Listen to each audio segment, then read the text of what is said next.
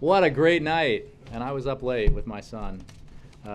Congratulations to the Boston Red Sox, world champions.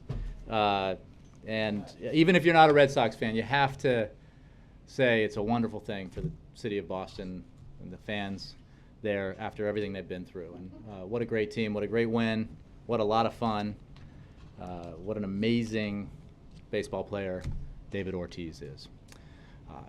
With that,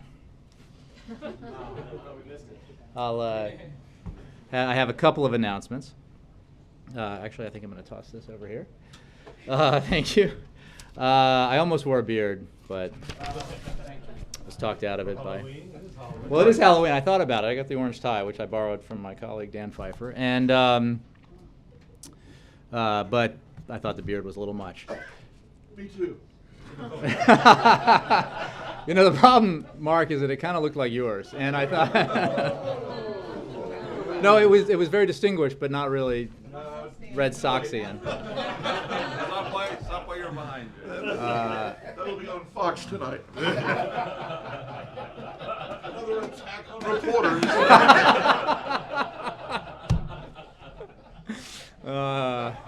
That's awesome.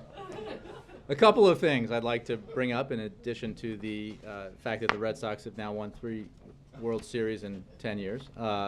First, President Obama will host President Juan Manuel Santos of Colombia at the White House on Tuesday, December 3rd. The visit will highlight our long-standing partnership with Colombia and our continuing support for the Santos administration's efforts to achieve peace and to build a more democratic society. The President looks forward to discussing cooperation on promoting citizen security, respect for human rights, and economic prosperity for all Colombians. The President also looks forward to discussing the expansion of our economic ties anchored by the growing trade relationship we share through the U.S.-Colombian Trade Promotion Agreement. Separately, as you know, the President is delivering remarks at the Select USA Investment Summit in about an hour. Today, he is announcing the first ever comprehensive, all-hands-on-deck effort led by the federal government to bring jobs and investment from around the world to the U.S. through an aggressive expansion and enhancement of Select USA. The Commerce and State Departments will make recruiting, job-creating investments one of their core priorities. We will coordinate global teams led by ambassadors to actively work to bring jobs to the U.S. There will be a single point of contact for investors. We will also coordinate support for states and localities to attract investment. And there will be a coordinated advocacy process to include the senior-most administration officials, including all the way up to the President, to help recruit businesses to bring jobs to the United States. This announcement takes major strides forward using existing resources, but the President will also continue to call on Congress to provide the necessary resources required to build the full suite of capabilities required to realize our shared ambition for Select USA. Also worth noting, CEA and Department of Commerce together issued a report on foreign direct investment in the United States this morning, and I encourage you to take a look at that. You know, it's rather remarkable that the United States, a leading economy in the world, lags far behind our competitors when it comes to this kind of coordinated national effort to attract foreign direct investment here to the United States, job-creating investment here in the United States. And this is something that the President believes is key, a key part of his effort to bring more high-paying quality jobs here to the United States to help our economy grow and put people to work and make our middle class more secure. With that, I go to Julie Pace of the Associated Press. Thanks, Jay. AP obtained a memo yesterday showing that 4 days before healthcare.gov went live, administration officials had concerns about a potentially high security risk on the site due to incomplete testing, and they recommended that there be a 6-month mitigation program, including additional testing, in order to ensure that there were no security risks. Mm-hmm. Yesterday on the Hill, Secretary Sebelius said that there weren't security risks, and I'm wondering how that's possible given that 4 days before the site went live, administration officials said that they couldn't guarantee that that was the case, that there were potentially high security risks. Well, as you said, Secretary Sebelius made clear yesterday that when consumers fill out their online marketplace applications, they can trust that the information they're providing is protected by stringent security standards and that the technology underlying the application process, has been tested and is secure. Security testing happens on an ongoing basis using industry best practices. So this is a constant process, as any website of this complexity and size would do. There will be ongoing security tests administered to ensure that the standards are being met, and that's what Secretary Sebelius testified to yesterday. But I don't understand how 4 days before the site went live, you could have people within the administration saying that there are potentially high security risks and recommending that there be a 6-month mitigation program in order to ensure that those risks have been taken care of. I don't understand how you would have that memo come out and then today, a month later, say that there are no risks. Again, what I would say is that in any website like this, you have to constantly monitor and mitigate potential security risks. That's what will happen and is happening at healthcare.gov. The fact of the matter is CMS leadership granted authority to begin operations on September 27th, and this memo gave temporary authority to operate for 6 months and listed a number of strategies, as you said, to mitigate risks, including regular testing. So authority was granted. A process was put in place, as you would expect with a website like this, to ensure that security standards are met. And as Secretary Sebelius said, consumers can trust that their information is protected by stringent security standards. Was the President made aware of this memo and these concerns 4 days before the rollout?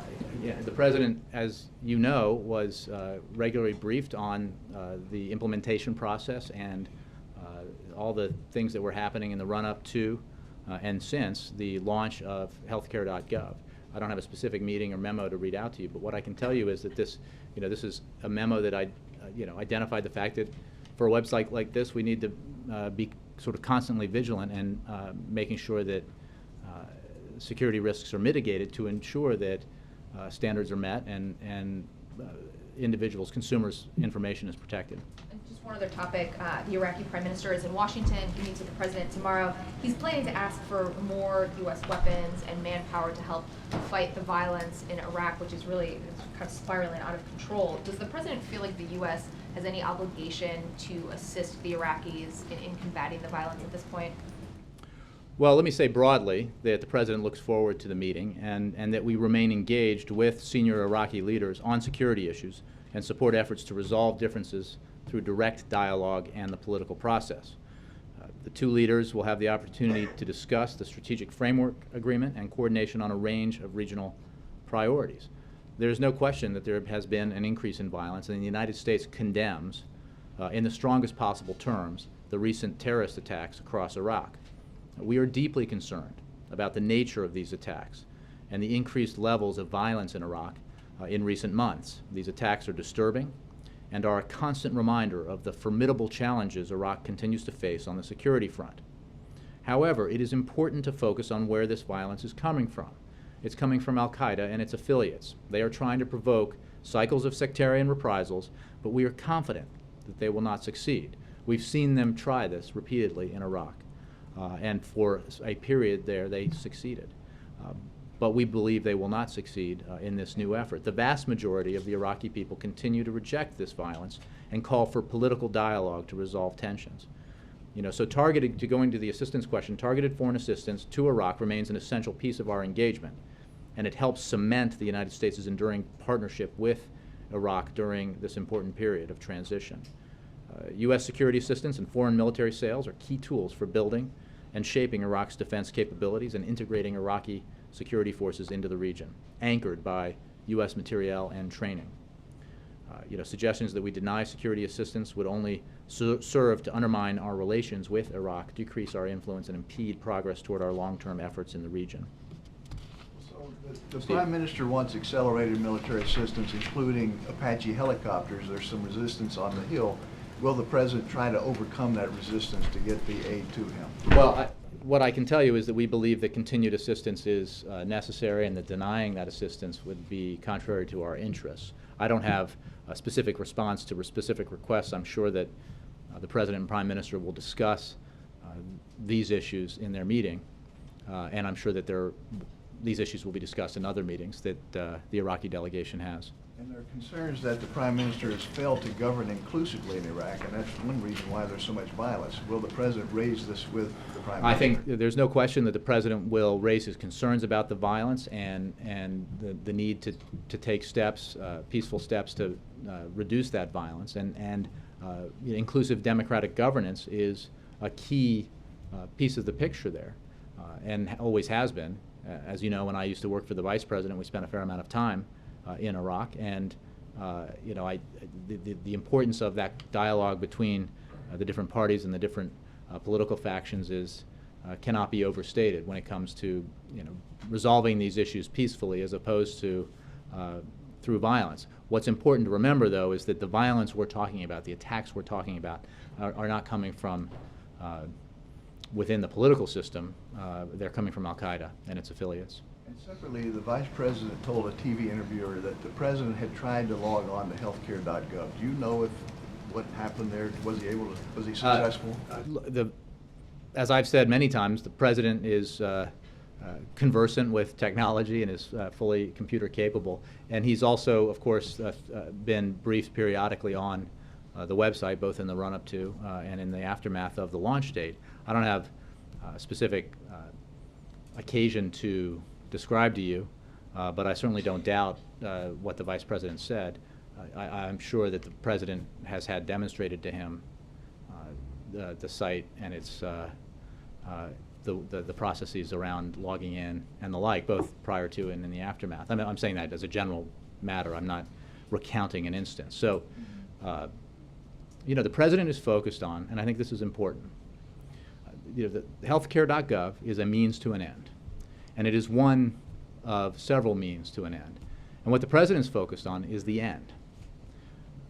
And the end is providing affordable health insurance coverage to millions of Americans who have not had it ever in many cases, or have not had it for a long time. And he's focused on an end that includes improving benefits for everyone, including the 80% of us who have insurance through employer-based plans or through Medicare or Medicaid or the VA. There are many benefits that accrue to that 80% of the population that come as a result of the Affordable Care Act. So when it comes to the healthcare.gov, he is, as he's made clear, both publicly and privately, frustrated by the problematic rollout and the functionality of the site, and that is why he has insisted that so much attention be paid 24/7 on fixing the problems, isolating them and fixing them so that the consumer experience improves. And we're engaged in a process, as we've discussed frequently of late, to ensure that that experience improves so that the focus here can be returned to what the benefits are of the Affordable Care Act, the purpose of the Affordable Care Act, which is to make sure that the American people have health insurance security, health care security that they have not had in the past. Yes? A couple questions. One on Benghazi. Senator Graham wants Congress to be able to talk to people who were there on the night of the attack, independent of the administration. That's something that he clarified this morning. You've talked in the past about various government employees being made available to testify, I think, the other day before the House Oversight Committee. Is the administration keeping these other witnesses from appearing before Congress, people who were there and witnessed the attack, independent of the administration? I think we've discussed this frequently, and the fact is we have been enormously cooperative and gone to extraordinary efforts to work with seven different congressional committees investigating what happened before, during, and after the Benghazi attacks, including testimony at 13 different congressional hearings and participation in 40 staff briefings and the provision of over 25,000 pages of documents. Just the other day, the last time I was asked this in response to Senator Graham's comments, just the other day, on that day, there were news accounts that the House Oversight and Government Affairs, Government Reform Committee had collected hours of testimony from State Department employees who were in Libya on the evening So of the attacks. administration officials, what about the other witnesses, I guess is the question? You mean Libyan witnesses? People who were there, I believe that the FBI had access to. Senator Graham wants to You hear know, I from would other refer you to people. the FBI for what is an ongoing investigation and an ongoing effort to bring to justice those responsible for the deaths of 4 Americans. That's the president's focus. There are two focus points that the president has in this: bringing to justice those responsible for the deaths of 4 Americans, and making sure that we take the steps necessary to improve the security at vulnerable facilities, so that our men and women serving overseas in diplomatic positions, as well obviously in military and other positions, are protected to the best of our capacity. These Americans serve us and deserve the resources necessary and the measures that are being taken in order to enhance the security. Because as we've talked about many times, the attacks in Benghazi resulted in the deaths of 4 Americans, including our ambassador. And that's unacceptable, and clearly security was insufficient. So that's what the Accountability Review Board looked at. That's why then Secretary Clinton and her successor, Secretary Kerry, have been implementing all of the suggestions by the review board, and that's the focus of the president, that and bringing to justice those responsible. So you're not standing in the way of any witnesses that could appear before Congress? No, and I think that it is regrettable, as it has been persistently, that this has become a political issue when in fact it is a matter of bringing to justice those who killed 4 Americans and taking the steps necessary to ensure that we have adequate security at our facilities and for our diplomats. And one more on the healthcare law. When it comes to the rollout of the healthcare.gov website, I know you're focused on fixing it and not Monday morning quarterbacking, but is there anything the president or the administration would do differently when it comes to the rollout of the website or the overall sales pitch for Obamacare? Well, I think I joked with Christy Parsons the other day that there's no question that we did not anticipate the scale of the problems that we've seen with the website, and I think we would definitely have preferred a more functioning website. I mean, that's the kind of the chicken and the egg in some of the arguments about that you've seen, and the sort of, especially when there are attempts to politicize it, about what our goal was here. Well, obviously our goal was to have this work and up to standards from day one, and the fact that it hasn't is something that the president is very frustrated by, as is Secretary Sebelius and Marilyn Tavenner, and they and their teams are working overtime to ensure that the problems are fixed, because this isn't about designing the best possible website, and it's not about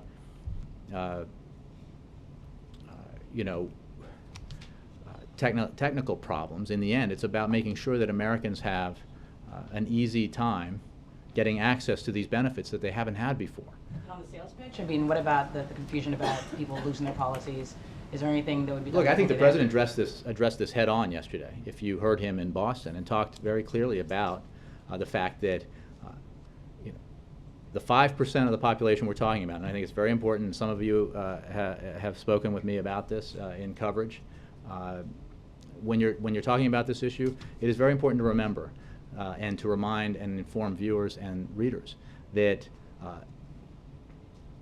the universe of people we're talking about is the universe who currently participate in the worst section of the insurance market in our country today, the individual insurance market, and that is 5% of the population. It's not the 80% who get insurance through their employers or through Medicare or Medicaid or VA benefits. It's not the uninsured entirely. It's that 5% who participate in that market and who have been subject to the whims of insurance companies for years, whose policies have been dropped, whose policies have been changed so that there are exclusions when it comes to coverage for treatment for conditions that they might have chronically, pre-existing conditions, whose premiums get doubled suddenly without, and these individuals, these Americans, have often been left without any other option but to say, okay, I'll take this substandard, inadequate coverage because I don't have an option. Well, now they have options. And now they have minimum benefits, and this has been part of our discussion too. Like, in the end, we absolutely, agree with the charge that there has to be a minimum level of benefits provided by insurance plans in this country, because every American deserves access to affordable health insurance, and that health insurance ought to be real. It can't be flimsy. It can't be. You can't have what security is provided by a policy that doesn't provide hospitalization benefits, or many of the other minimum benefits that are a focus of and a core piece of the Affordable Care Act. So, that's an important discussion to have. But I think it's important to know that there is a small fraction of the population that is being told, because their insurance company changed their plans in the last several years and they had no other choice but to re-up, that they now have new opportunities available to them to purchase insurance that meets minimum standards, and for which they may be qualified to receive tax subsidies and tax credits as part of the Affordable Care Act. That's the full story, and it's an important story because it's a fundamental piece of what the Affordable Care Act is all about. You know what? I'm going to go up and back. Cheryl. Thanks. I know Josh addressed this a little bit yesterday, but budget conferees met yesterday. I'm wondering if you have a better sense today of how big a budget agreement that you might be able to get before December 13th? No better sense than Josh had yesterday. The President obviously has a budget on the table that he submitted that includes a very detailed and specific way to achieve savings beyond the sequester. In other words, eliminates the sequester and reduces the deficit even further, while ensuring that we have necessary investments so that our economy can grow and then we can create jobs. I mean, everything that we do here, if at all possible, needs to be focused on that core demand of the American people, that they want the economy to grow faster. They want more and better jobs created. We have been recovering from the worst recession since the Great Depression, and we have, as a country, created millions of private sector jobs since the recession was at its worst. But we have a lot of work to do, and we ought to be focused on that work. And it is important to take note today, when we had UI claims, that as we saw last week, there was we have an inflated number for UI claims directly caused by the shutdown. And you have Standard & Poor's issuing a report saying that the economy lost $24 billion because of the shutdown. Well, that ought to be applied to the bills of congressmen who decided that shutdown was a good idea. What do they tell the American people? That why did they cost the economy $24 billion? Why did they jack up unemployment? What was the virtue of that? All over initially a fight about whether or not Americans ought to be guaranteed access to minimum levels of health insurance. It's a shame. The focus ought to be on jobs in the economy every day, on Capitol Hill, around town, and that includes obviously here. Margaret. Thanks. Then Jim. Senate has blocked a vote on Mel Watt. Is it the White House's intention to push for another vote again in the next couple of weeks?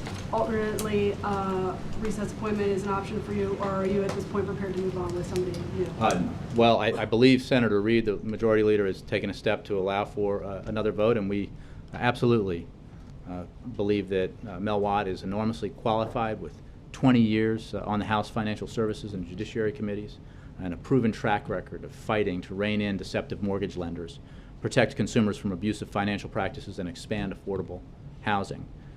Throughout his career in public service, Watt has worked tirelessly to expand economic opportunity for the middle class and for those striving to get into the middle class. And he has a history of bringing together consumer advocates and industry leaders to enact common sense reforms in this space that promote economic growth. And it is enormously disappointing that Republicans would filibuster this nomination of a highly qualified nominee. And we hope that those senators will reconsider that vote, and that Mr. Watt will be confirmed in the future. I want that really fast. Yes. Thank you. Well, I mean, there was a little, Margaret sort of nodded, and Can I just, so it sounds like what you're You saying guys is work it out. you're not giving, well, I don't want to cut her out, but. Well, go you- ahead now. So you're not giving up on him, you do want to have another vote? absolutely not. And I think that obviously the Senate Majority Leader is the place to look for, how we move forward, or he wants to move forward with nominations. And I believe, obviously this happened right before I came out, but I believe, that the opportunity to reconsider this nomination has been retained. Yes, April. Jay, without using talking points, just let's get to, I mean, can we just get to the real reason? Talking points have been given a bad name, April. Whatever. But, without using talking. Well, I promise not to, but I mean, what I was recounting is Mel Watt's resume and why he's qualified for the job to which the president was nominated him for. That's where I'm going. Something like that. Yeah. The issue is the fact that he's being held up. Why? Why are they saying he's not qualified when the resume, his pedigree shows that he's as qualified as anyone for that position? Why not? Well, look, I think that you need to ask those senators who made this choice why, and examine their reasoning. We're just disappointed by it because we know he's qualified and we know that he would do a good job, and there's a heck of a lot of important work that needs to be done in that agency, and Mel Watt needs to be in that job so that work can move forward. Does this White House agree with civil rights leaders who have cited prior examples, to include this president that many people thought was not qualified for this position? He had the pedigree like anyone else except his race. Then you had Susan Rice, that she was held up, she was qualified, many thought that she was qualified for Secretary of State. That didn't go through. Do you think this is another issue along those same lines where race is a factor? April, I think that this is about politics, and the situation that you described in the aftermath of Benghazi was most definitely about politics. And that's a shame, because in these cases, we're talking about the necessity for any president to be able to appoint those individuals who are qualified that he believes will best fulfill the responsibilities of any given post. And we look forward to working with the Senate to move forward on these important nominations, and for there to be less of this kind of knee-jerk obstruction of a nomination process that should be allowed to move forward for the sake of the country, so that agencies like the one that Mel Watt needs to be running as soon as possible have their top posts filled. And there's the harm done here is to the American people. The harm done is to the functioning of agencies that are important to our economy. And we hope that there's an opportunity for senators to reconsider and to move forward on this nomination. So am I correct in saying that the White House is saying to these civil rights leaders, look, it's about politics, it's not necessarily the race? April, I think it is about politics, and I think that we've seen this kind of obstruction far too often. For individual motivations, you need to ask the individuals. But this is an enormously qualified candidate, and we certainly are disappointed by today's vote. Jim. If I could turn to food stamps. Tomorrow, 1 in 7 Americans will start receiving $36 less a month. This bonus they've been getting, the $37 a month, was because of the stimulus package because of a poor economy. Mm-hmm. Does the White House believe the economy's improved enough that people can now do with less than $36 a month? Well, we believe that these cuts come at a time when many hardworking American families are still struggling to make ends meet in the wake of the worst recession in decades. And last year, the additional resources provided by the SNAP program lifted 7 million people out of poverty. And that is why the President acknowledged this need when he proposed an extension of the Recovery Act adjustment through 2014, or until March 2014, in his 2014 budget request, and why the strategy currently underway in the House to reduce SNAP by removing millions of low-income families from the program does not make sense. and we've made clear our view on that effort. Now, we're committed to helping reduce the number of Americans who need SNAP the right way by arming recipients with the skills they need to enter the workforce, earn the income they need to support a family, and ultimately come off the program. And that's our focus, job training, job skills, and generally growing the economy and focusing on creation of middle-class jobs. But in the meantime, there is a need out there for the kind of assistance that just last year lifted 7 million people out of poverty. And as you know, and as you referred to, it could get worse for those people as Congress debates now the Farm Bill. What is the bottom line or red line for the president now on how much he believes a reduction is fair? How much of a reduction is fair and is livable for the working poor? Well, I don't have a specific negotiating stance to provide to you. We are concerned about this, and SNAP is the most effective way to combat hunger and food insecurity, particularly as food banks are telling us that they are already struggling to meet the needs in their communities. So this goes to the broader effort to pass a comprehensive farm bill, the Food, Farm, and Jobs Bill. The Senate has done it. The House, in the aforementioned action, broke years and years of precedent and separated out elements of the Farm Bill that had always been bound together, and essentially did so in order to punish millions of Americans who depend on this assistance. And that's absolutely the wrong approach to the problem that you identify. Does the president believe that what does the president believe about a requirement in the House bill for people on SNAP to work 20 hours a week before they get any assistance? I think we've issued this, the Farm Bill that they passed in the House, we issued a statement of administration policy on, I think with some detail attached to it.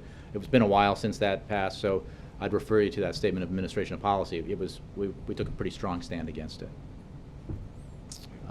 Yeah, Major. Following up on Julie's question originally about the security of the website, I'm just trying to figure out the judgment that was made in reading that memo. Because some might read it and say the site's not secure, it's not going to be secure for 6 months, and we ought to wait. Was the judgment that the site was secure enough and that it could be enhanced? I can point you, Major, to Secretary Sebelius's prolonged testimony yesterday in front of a House committee in which this issue was addressed and this memo was discussed. And I can tell you what I've told you about it. For more detail on these kinds of things that involve CMS and HHS and the process, that's why we've set up regular briefings at CMS, and I'm sure they have more detail for you on the memo. But what is true is that on September 27th, CMS leadership granted authority to begin operations, and what was also put in place was a process by which the security standards were constantly reviewed and measures taken to ensure that those standards were met. Essentially was a verification internally that it was secure enough. Yeah, that could be. You can say that, then maybe that's so, but I refer you to CMS, for the people who made the decision and authored the memo. I want to follow up on Steve's question about Iraq, because the way that the statement that you read sounds is that the U.S. government is confident that the Iraqis can defeat the sectarian violence, much of it driven by al-Qaeda and its affiliates. And it sounds as if you were saying that in a context of existing support, and therefore nothing additional is required to meet this challenge. Is that a fair interpretation? Well, what I think I said is that I'm not going to adjudicate those decisions and any requests that the Prime Minister might have from here. What I wanted to convey, and I want to convey, is that we have a very firmly held belief that the foreign military sales program is one of our largest and is an important symbol of the long-term security partnership between the United States and Iraq, envisioned by both countries. And we're committed to delivering on foreign military sales equipment that is currently under contract as quickly as possible as part of our effort to address the ongoing terrorist threat. I mean, we have interests at stake here. We consider the government of Iraq an essential partner in the fight against a common enemy, al-Qaeda in Iraq, which now calls itself the Islamic State of Iraq and the Levant.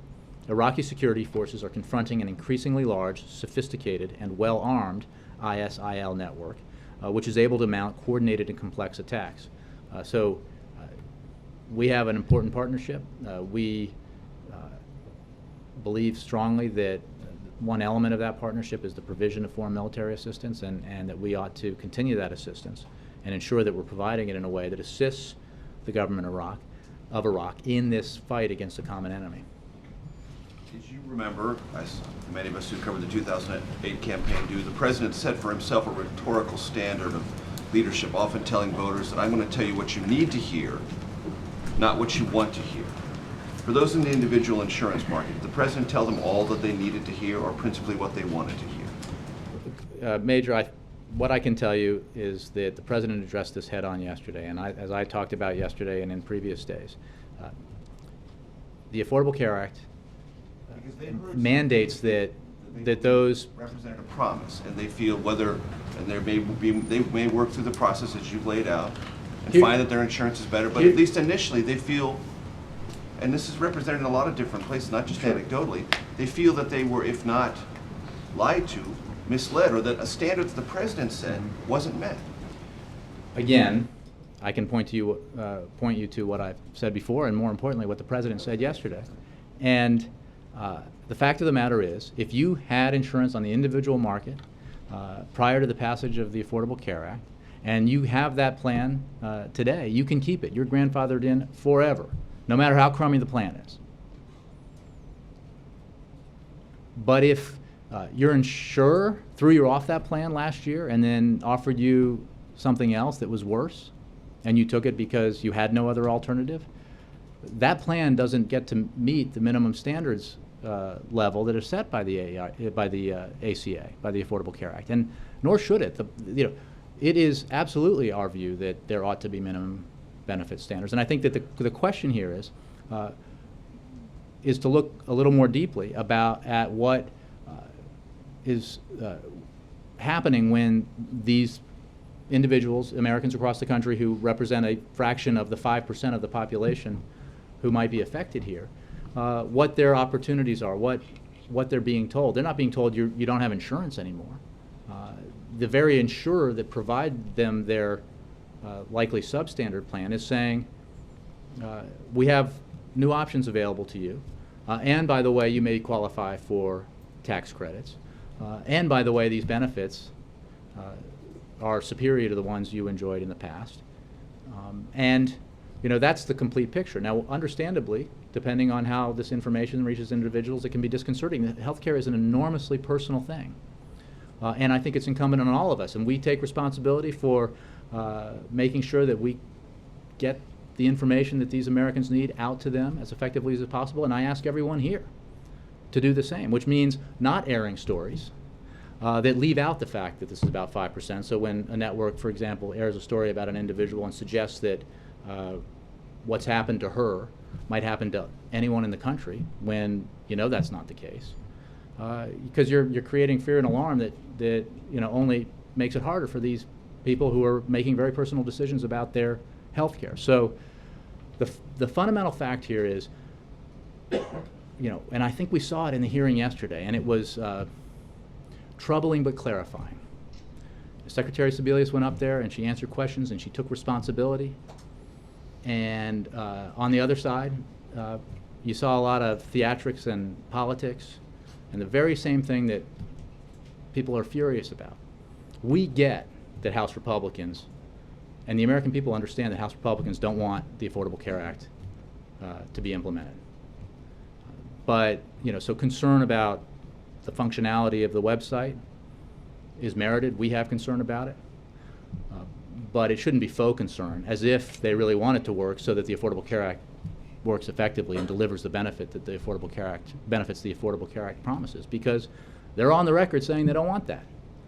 And they ought to when they express concern about those in the individual market who are finding out now what their new options are, and may have concern until they get the full picture about what those new options are and find out that they're going to get better insurance and affordable insurance.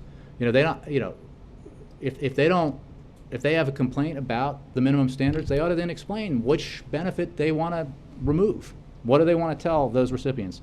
No hospitalization, no you know, let's go back to where insurance companies could throw you off whenever they want, maybe slap a annual limit on you or a lifetime limit, exclude you if you have a pre-existing condition, charge you double if you're a woman.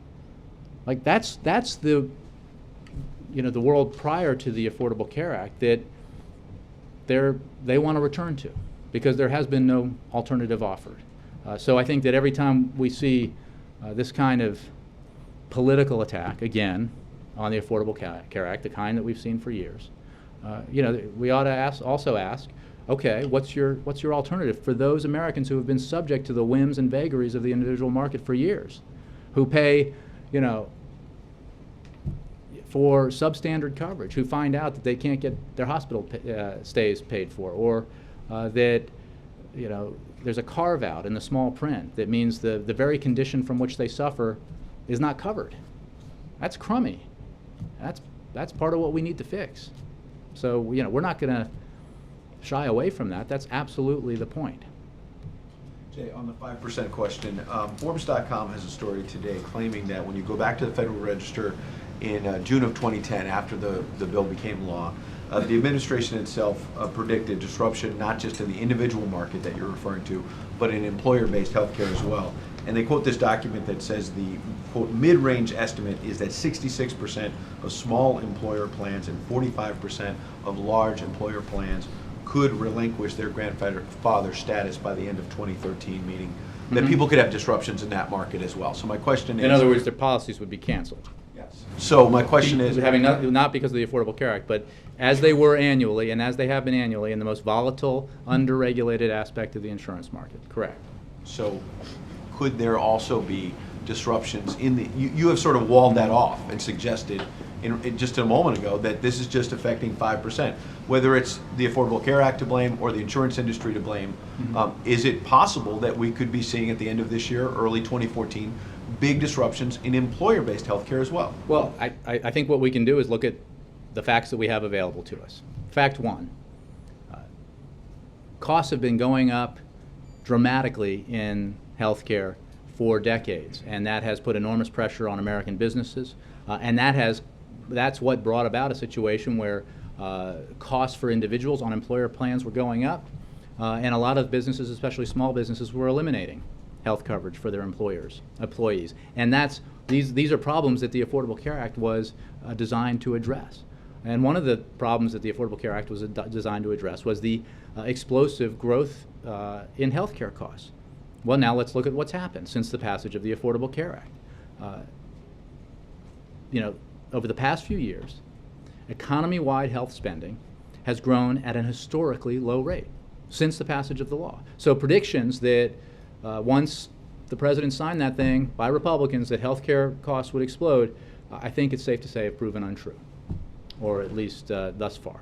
So instead of that rate going up more steeply, it's actually going up at the slowest pace in half a century. And when you're a business, this is not, every individual business obviously makes choices, and they make choices about the health care coverage they provide based on a lot of factors, including historic factors. But if you're a business that was looking at your health care cost bottom line 5 years ago, and you were projecting out what those costs would be 5 years from then, based on what you knew about the growth in health care costs, your costs and expenses would be a lot higher 5 years later than they have turned out to be, because of the slowing rate of costs in the growth of healthcare costs. So, you know, personal healthcare spending is growing at the slowest rate in 50 years. So, on the specific issue, I think you can look at a Kaiser Family Foundation report that they released showing that the growth in healthcare premiums for employer-based coverage has slowed significantly under the Affordable Care Act, and the growth rate in 2013 is less than 1/3 of the increases we saw a decade ago. So, problem solved? No. Problem significantly improved? Yes. And I think that, again, this flies in the face of the predictions made by opponents of the Affordable Care Act when it was being debated in Congress. Because of that, are you saying you're confident that employer-based health care will not have major disruptions because those costs are coming down? Are you saying again, look, every individual company that offers employer-based coverage makes decisions about its costs on its own and for, taking into account a variety of issues. But the growth in healthcare costs isn't one of them. If you're comparing it to what was expected, because we have the slowest rate of growth that we've seen in half a century. So, but there's another. I think it's important to note. I was, until I came here, in the private sector for my entire life, and over the course of 21 years in the private sector, I saw in my employer-based coverage, and it was, by comparison, pretty good coverage. I saw my costs go up every year. I saw my benefits limited every year. And that was a dynamic that was happening around the country. And then many companies, obviously, especially smaller ones, were getting rid of insurance. So instead, you have a situation now under the Affordable Care Act where already small businesses have been getting benefits that create incentives for them to provide insurance, whereas they may not have it before. So, it's an important question, but I think we have to look at the data that inform the answer. Two other quick questions. One, after the shutdown, there were a series of poll numbers suggesting everybody in Washington took a hit, but Republicans took a bigger hit after the shutdown. I think we can all agree. NBC Wall Street Journal poll that came out last night suggested the president took a hit. The healthcare thing has been the dominant issue over the last week or so. And on the healthcare question, 6% saying it's working well, 38% saying we need minor modification, 28% saying major overhaul, 9% saying they're more confident about this now after what they've seen from the rollout, 40% saying they're less confident. My question being, does that suggest the president has taken a hit on his credibility in that poll? I would say that, as we predicted when asked that question in the run-up to and during the shutdown that Republicans decided to impose on the country, that everybody gets hurt when there's dysfunction in Washington. When you just want to talk about politics and poll ratings, everybody gets hurt because Washingtons abhor this kind of dysfunction.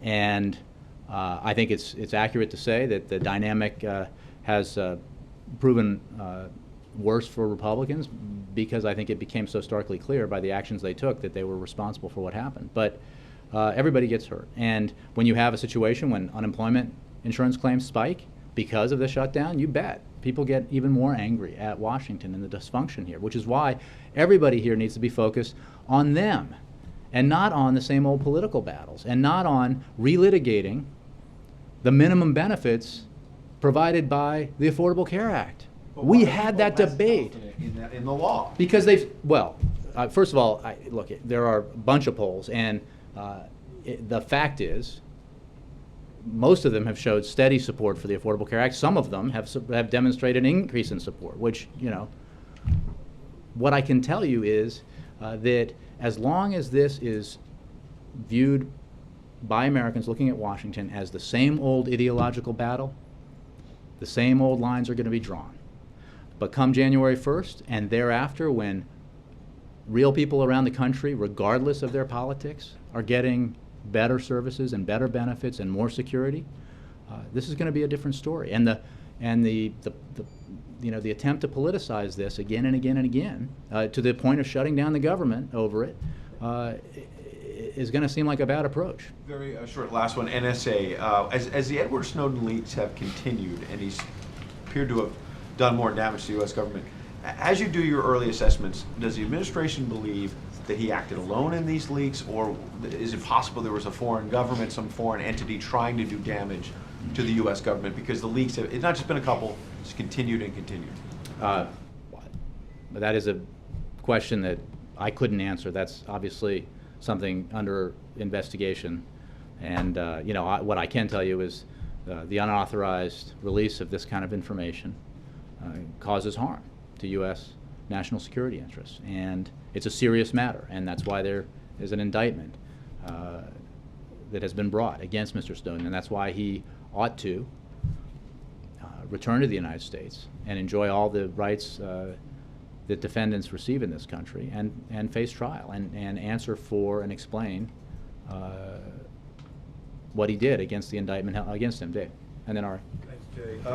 National Park Service has a press release out about the 150th anniversary of the Gettysburg Address being held next month in Gettysburg, and they said the president will not attend. Why not?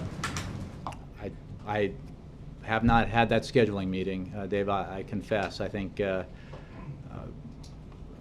that is an enormously significant event in our history, And I think Americans will take the appropriate time to consider the speech that was delivered there. But beyond that, I don't have any updates on the president's schedule. Would it be a natural fit for the president to go? I would simply say that I have no updates on the president's schedule, and I think all Americans will share and marvel in the the remembrance of that important date in our history and in the marvel that is that address. Ari. You talked about the no-lot failure vote in the Senate. There were two the Republicans blocked two Obama nominees today, and Democrats are talking about the so-called nuclear option to put them through. And I wonder whether the White House would support that approach. Well, at this point, we would simply like to see our nominees confirmed, our highly qualified nominees confirmed. And in terms of Senate procedures, we'll defer to Senator Reid, but this is, as we've talked about. If are we talking about Patricia Millett? Extraordinarily qualified nominee for this court. The arguments about caseloads are just astoundingly hypocritical.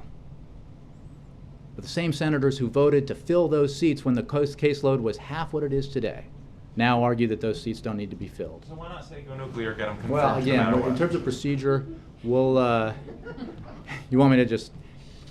Take a position one way or the other. I don't care which position it is. What I'll tell you now is that we really hope that there's an opportunity for these nominees to move forward, and we'll work with the Senate, most especially the Senate leader, on that, and we will have obviously discussions with him about how to move forward. Peter. In the NBC News Wall Street Journal poll, the president's approval rating at 42%, a low for him, but really the polls show that the public has indicted all of Washington across the board.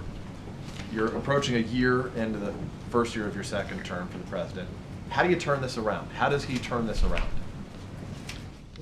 Turn around the findings of one poll? Not turn around the findings of one poll, turning around America's disillusionment with Washington. By doing what he's doing every day, including by giving a speech today, not about political battles here that turn Americans off, understandably, but about the absolute need for all of us to come together, Democrats and Republicans, to focus on an effort to attract foreign direct investment in the United States that creates jobs and helps the economy grow. That's how he's going to address it, and that's how he's going to. That's what he wakes up every morning thinking about. Like, this is, safety and security of the American people, and the absolute necessity and imperative of helping our economy grow and creating secure middle-class jobs. Those are his priorities, and when it comes to making sure that the Affordable Care Act is implemented properly, obviously he's going to pay a lot of attention to that, and it's very important. But the focus is always on, principally, the need to grow this economy. I mean, think about the experience that he has had as president. He came in during the most catastrophic economic and financial crisis that any of us had seen in our lifetimes. And he, working with Congress, had to make a lot of weighty decisions about how to get out of that mess and how to move this economy forward. And it has been the central focus of his administration ever since. So, because that work is not done. And the goal wasn't simply to return to the status quo ante. The goal was to create a foundation economically that ensured that we would not have that kind of collapse in the future. And that's why Wall Street reform was so important. But it was to create a foundation that ensured that we were investing in the areas of the economy that would allow for steady, robust economic growth and job creation, because that's the bottom line. That's what matters most to the American people, and it's what matters most to my boss. Health and Human Services Secretary Kathleen Sebelius testified that the administration would not have reliable enrollment information until the middle of next month, which is why it'll be provided then. I guess I'm trying to reconcile how there will be reliable information at the middle of next month when, in fact, the website won't be finished until the end of next month, which is to say, why isn't the that information we have again now is sufficient? shorthands, so I hope you don't use it in your thing because it misrepresents what we said. The website has been functional. It's just been poorly functional. People have submitted applications. I think reliable information. Well, she said. the reliability issue has to do with the inputs coming from all different directions, including the federal marketplaces, but also states, also applications and enrollments done by phone and by mail, as well as through in-person enrollment in these centers across the country. So, I think if you look at the middle of November, as a time when you would release information that couldn't be finalized before the last day of October, based on the kind of data that's released for similar kinds of programs. That's pretty standard practice. So you take it all in, you collate it. If you're asking me, will enrollment be low, the answer is yes, because that was always going to be the case. And we know the experience that Yeah, existed in so Massachusetts. I think it'll be better than 123, but that was what Massachusetts saw in its first month. Finally, very quickly, why should the U.S. hold off? There's been some lawmakers, Republican lawmakers specifically, who've said that received pressure from the administration on this. Why should the U.S. hold off new sanctions regarding Iran's nuclear program? That's a great question, and what I can tell you is that we have been working hand in hand with Congress on this important effort of bringing unprecedented sanctions and diplomatic pressure against Iran, and it's because of that that we are where we are, where we have at least the potential for a diplomatic step forward when it comes to our shared policy objective, which is to prevent Iran from acquiring a nuclear weapon. That effort is underway, and nobody's suggesting an open-ended delay for new sanctions, because there may come a point as a part of this process where additional sanctions are necessary and helpful, because again, we're where we are not because of a sudden change of heart in Tehran. We are where we are because the sanctions regime that this president has aggressively pursued and around which he has united much of the world has been working. And so that the regime that exists and the diplomatic pressure that exists are fundamental to the progress we've made, or to the opportunity we have. But the window here, as we've long said, is not open indefinitely. And we are looking to see if we can make progress. We in the P5+1. We want to make sure that we give those negotiations the best chance to make real progress, because, as we've long said, the best way to ensure that Iran does not acquire a nuclear weapon is through a negotiated, verifiable agreement with Iran in which it forsakes that, and in a way that we can verify. We ought to let that potential be explored, and that's what we're doing now. But we will always work with and consult with Congress moving forward. They've been enormously helpful as a partner in the actions that we've taken thus far. Thanks, Jay. I want to give a couple more people Reed, and then I'll decide after Reed if I've got it in me for another one. He could just, depends on what you ask. Well, last week the president gave a speech about immigration and said everyone needs to, including him, needs to work hard to advance his goals on comprehensive immigration reform. Can you tell us what he's done since that speech in the last week? We are in constant conversation with members and staff on the Hill about how to move this forward. I think that you heard him speak about this recently and about the importance of it. It is important for a variety of reasons for the country, not least and maybe foremost because of the economic benefits of comprehensive immigration reform, the boost to economic growth that we would see, and the boost to competitiveness that we would see. And this is one of the arguments that lawmakers of both parties can use in explaining why they will cast a vote or should cast a vote for comprehensive immigration reform. So I think goes to a conversation I was having the other day. If the follow-up is when's the next time he's going to sit in a room with the Speaker of the House to work this out, I think all of you are far more sophisticated observers of the scene here than that. You know that this is something that House Republicans need to work out. I think Republican leaders understand it is in the interest of the party. They understand that it is in the interest of the country and the economy. Business leaders, law enforcement leaders, faith leaders are telling them so. They control the keys to the car in that House right now of Congress, and they need to decide how they move forward and what legislation they can move forward. And we're going to work as best we can to move this process forward. But the President believes there's an opportunity here to get this done this year. Let's show the American people that we can come together in a bipartisan way, the way the Senate already has, to do something right for the economy, right for the middle class, right for our businesses. It's a huge opportunity to address the very issues that Peter and others were talking about that you find in polling data about the just enormous frustration the American people feel over the dysfunction here. So the opportunity is there to seize. Let's do it together. Does the sort of the troubles with the healthcare rollout have much of an impact on your ability to communicate with House Republicans on immigration or other issues? No. Alexa. Jay, the president, when he appears at fundraisers, has often talked about his hope to see Nancy Pelosi become Speaker again. The Democrats take back the House. It's a shocking position to hold. Although independent analysts suggest it would be tough for Democrats to do that in 2014, can you describe the factors that here at the end of the year that the president is looking to that make him hopeful or optimistic that Democrats could succeed? I would just point you to what he said. I'm not, I'm out of the political analysis business. Anita? I think Dennis McDonough and Marilyn Cavanaugh and maybe some others were on the Hill today, or are on the Hill today, talking to Senate Democrats. I'm wondering what the message is there specifically. It's just more reassurances, and if they will meet with the other caucuses and conferences. Well, it's a great question. I think this is part of our constant communications with the Hill over the implementation of the Affordable Care Act, the obvious problems that we've seen with the website, and all the other issues that are associated with delivering these important benefits to the American people.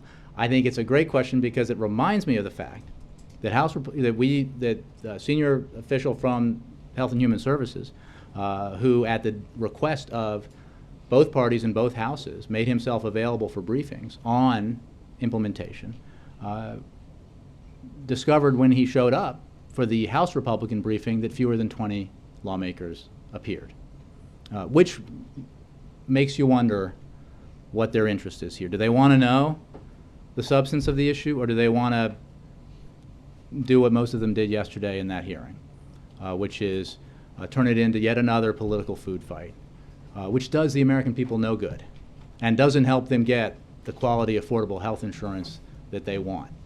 So, we're going to keep providing information. We're going to keep, I think chairman of one committee today is demanding subpoenas when the two most senior people involved in this effort testified in front of the House yesterday and the day before.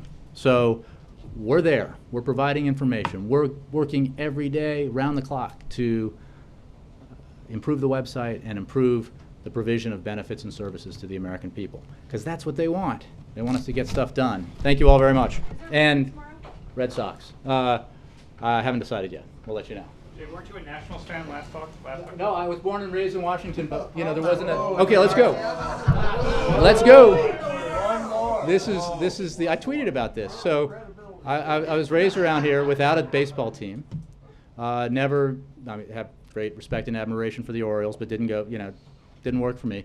My significant members of my family, my mother, brother, and sister, moved to Boston, and in the mid '80s, I became very interested in baseball. Fell for the Red Sox right as they were breaking everybody's heart in Boston in 1986. Watched that fateful game with my stepfather, and was hooked by the pathos of the whole thing. And so it's been a great decade. Great decade. I'm going to show my son the 30 for 30, the ESPN. Are any Red Sox fans here? The 30 for 30, 4 days in October 2004. It still makes your heart race. It's fantastic. And I love the Nats. So here's the great. Yes, that's the beauty. You can keep it and get. So the Nats come, and I have kids, and we go to the games, and it's wonderful. So I got a National League team and an American League team. But if I have to choose between the Red Sox and the Nats, I'll have to make that decision later, and it'll probably depend on what my kids say. But I've been a Red Sox fan longer. Do you know why Pete Souza was there? Because he's a Red Sox fan. He's a Red Sox fan. Have you ever talked to him? That's him. So we having off tomorrow for the Red Sox? You want a World Series day off tomorrow? Yeah, World Series day off. We love it.